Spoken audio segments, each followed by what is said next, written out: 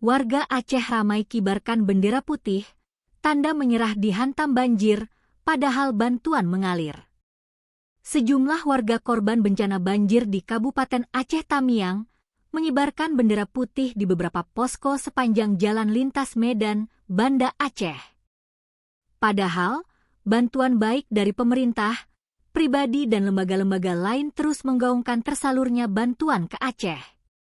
Dikutip dari Tribun Jatim, bendera putih berkibar di sejumlah titik di jalan-jalan Aceh sebagai tanda darurat. Warga menyerah menangani banjir di Aceh. Bendera putih memenuhi jalanan di wilayah Aceh Timur. Bendera putih juga dikibarkan warga di sepanjang jalan nasional antara Banda Aceh dan Medan hingga Kabupaten Aceh Tamiang. Hingga 3 pekan sejak bencana banjir melanda wilayah itu, bantuan masih sangat kurang.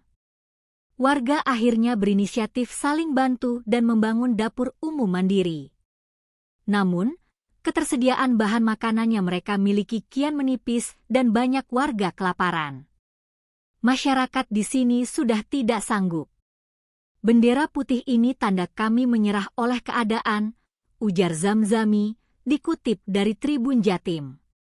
Juru bicara Gerakan Rakyat Aceh Bersatu, Masri, mengatakan bahwa masyarakat menyerah dan tidak sanggup mengatasi dampak bencana yang dahsyat. Mereka mendesak Presiden Prabowo Subianto menetapkan status bencana nasional.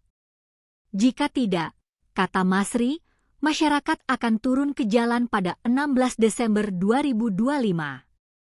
Tuntutan itu disuarakan agar Presiden Prabowo melakukan langkah penanganan darurat secara terpadu. Agar ada tambahan bantuan logistik, tenaga medis, alat berat, dan kebutuhan vital lainnya masuk karena bantuan daerah tidak cukup. Selanjutnya, warga berharap pemerintah pusat segera mendata kerusakan secara menyeluruh sebagai dasar langkah relokasi, rekonstruksi, dan rehabilitasi. Terakhir, warga berharap ada jaminan pemulihan ekonomi rakyat, terutama masyarakat kecil yang kehilangan rumah, lahan, serta sumber penghidupan.